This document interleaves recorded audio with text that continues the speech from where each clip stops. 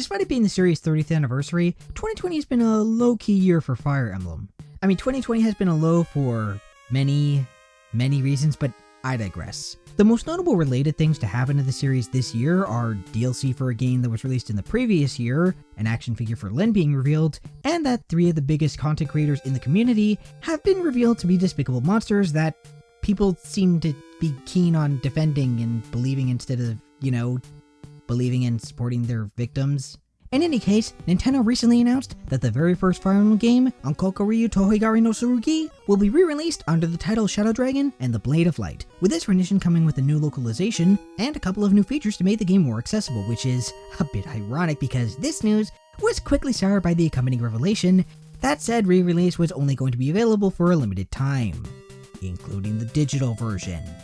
Now, this has already happened before, earlier this year in fact, with Nintendo releasing Super Mario All-Stars 3D, a compilation containing the first Mario Galaxy, Sunshine, and Super Mario 64, with the caveat that all versions of the game would cease to be available following March 31st of 2021.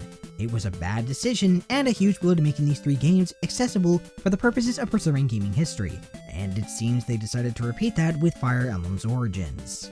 Although I hesitate to say for no reason because, bad as it is, there is one solitary explanation for why they chose to make this game a limited time offer of sorts, and it's why it's so much more callous for them to have done it in this case.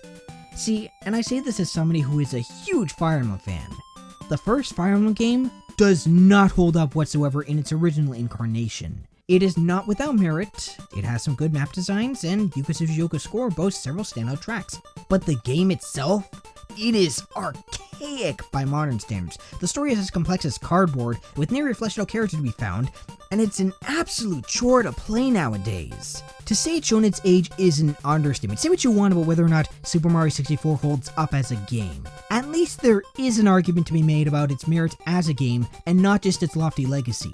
That same argument cannot be made for Shadow Dragon and the Blade of Light. I cannot recommend playing it whatsoever.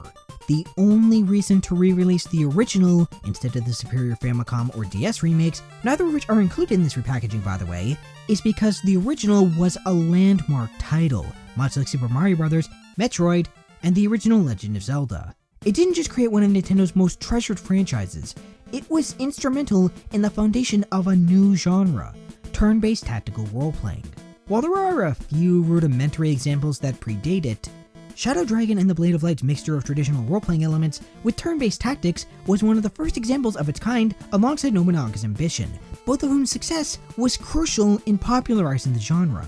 It is the direct ancestor for the likes of Tactics Ogre, Shining Force, Valkyrie Chronicles, the Banner Saga, and a plethora of other series and standalones that fall within its boundaries. That makes the game incredibly significant, but it doesn't make it any more palatable to play through. I can only imagine the reactions of somebody jumping from the incredibly accessible Three Houses, or even the remake of Gaiden or Awakening, going into this game even with the minor enhancements that they're giving to it. Its value is entirely based on its place in gaming history, and that is exactly what Nintendo is so keen to exploit by preventing it from being up until they turn off the servers for the Switch's eShop.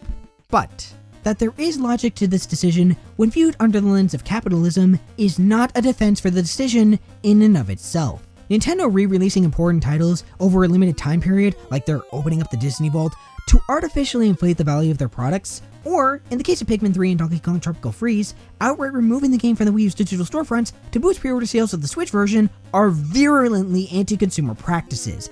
It's done to create a sense of urgency, a fear of missing out on what they're selling, a despicable tactic that is sadly starting to become a trend for the company that once boasted the wear-filled Virtual Console. And it is an outright farce that anyone would defend Nintendo on this.